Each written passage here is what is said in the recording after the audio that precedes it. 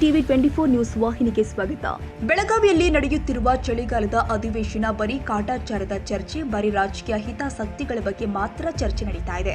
ರೈತರ ಬಗ್ಗೆ ಚರ್ಚೆ ಆಗ್ತಾ ಇಲ್ಲ ಅಂತ ಕರ್ನಾಟಕ ರಾಜ್ಯ ರೈತ ಸಂಘ ಹಾಗೂ ಹಸಿರು ಸೇನೆ ರಾಜ್ಯಾಧ್ಯಕ್ಷ ಚುನ್ನಪ್ಪ ಪೂಜೇರಿ ಸರ್ಕಾರದ ವಿರುದ್ಧ ಆಕ್ರೋಶ ಹೊರಹಾಕಿದ್ದಾರೆ.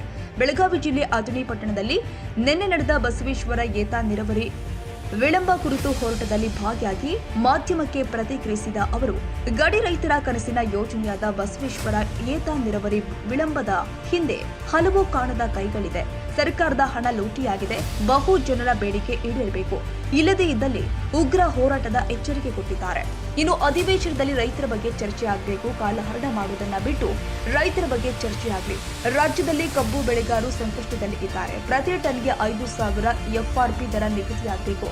ಈ ಕುರಿತು ಡಿಸೆಂಬರ್ 16ರಂದು ಸುಮಾರು 1 ಲಕ್ಷ ರೈತರು ಬೆಳಗಾವಿ ಸುವರ್ಣಸೌಧದ ಎದುರು ಹೋರಾಟದಲ್ಲಿ ಭಾಗಿಯಾಗಲಿದ್ದಾರೆ. ಶೀಘ್ರವೇ ಸರ್ಕಾರ ಪ್ರತಿ ಟನ್ಗೆ 5,000 ದರ ನಿಗದಿ ಮಾಡುವಂತೆ ಆಗ್ರಹಿಸಿತು.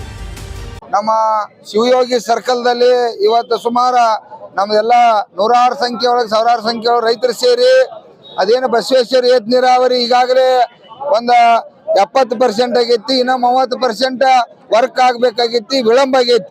ಅದು ಬಹುಶಃ ಕಾಂಟ್ರಾಕ್ಟರ್ಗಳು ಅದೇನು MDನೋ ಇಲ್ಲಿ ಇರ್ತಕ್ಕಂಥ ಸರ್ಕಾರ ಏನು ಶಾಸಕರು ಏನು ಗೊತ್ತಿಲ್ಲ, ಇವ್ರೆಲ್ಲರ ಲಪಡಾದಿಂದ ಈ ಕೆಲಸ ಆಗಿಲ್ಲ. ರೈತರನ್ನ ಇವತ್ತು ಕುತ್ತಿಗೆ ಕೊಯ್ತಕ್ಕಂಥ ಕೆಲಸ ಸರ್ಕಾರ ಮಾಡ್ತಾ ಇದೆ.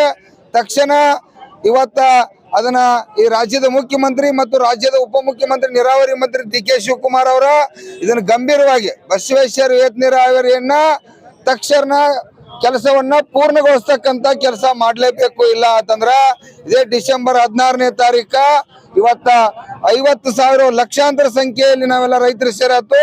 ಅಲ್ಲೂ ಕೂಡ ಈ ಬಸವೇಶ್ವರ ಏತ ನೀರಾವರಿ ವಿಷಯ ಅತಿ ರೇಂಜ್ ಆಗಿ ಸರ್ಕಾರ ಮೇಲೆ ಪರಿಣಾಮಕಾರಿ ರೀತಿಯೊಳಗ ಚರ್ಚೆ ಮಾಡ್ಬೇಕೈತಿ. ಅದಕ್ಕೆ ತಕ್ಷಣ ಇದಕ್ಕೆ ಸರ್ಕಾರ ಗಮನ ಹರಿಸಲೇಬೇಕು. ಇಲ್ಲ ಅಂತಂದ್ರ ಇವತ್ತು ಇದನ್ನ ಉಗ್ರ ಹೋರಾಟ ಮಾಡ್ಬೇಕೈತಿ ಎಚ್ಚರಿಕೆ ಕೊಡ್ತಾ ಇದ್ದೀವಿ.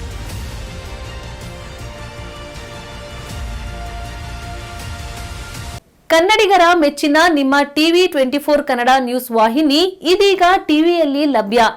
ಕರ್ನಾಟಕ ಮತ್ತು ದೇಶ ವಿದೇಶದ 360 ಡಿಗ್ರಿ ಸುದ್ದಿ ಹಾಗೂ ಉತ್ತರ ಕರ್ನಾಟಕ, ಬೆಳಗಾವಿ, ಬಾಗಲಕೋಟೆ, ಧಾರವಾಡ, ಹಾವೇರಿ, ಗದಗ, ಬಿಜಾಪುರ ಜಿಲ್ಲೆಯ ಕ್ಷಣ ಕ್ಷಣದ ವಿವರವನ್ನ ಪಡೆಯುವುದಕ್ಕೆ ಟಿವಿ 24 ಕನ್ನಡ ನ್ಯೂಸ್ ವಾಹಿನಿಯನ್ನ ಲೈಕ್ ಮಾಡಿ, ವಿಡಿಯೋಗಳನ್ನ ಶೇರ್ ಮಾಡಿ, ಕಮೆಂಟ್ ಮಾಡುವ ಮೂಲಕ ನಮ್ಮ ವಾಹಿನಿಗೆ ಸಹಕಾರ ನೀಡಿ ಮತ್ತು ಚಾನೆಲ್ ಅನ್ನ ಸಬ್ಸ್ಕ್ರೈಬ್ ಮಾಡಿ. Thank you.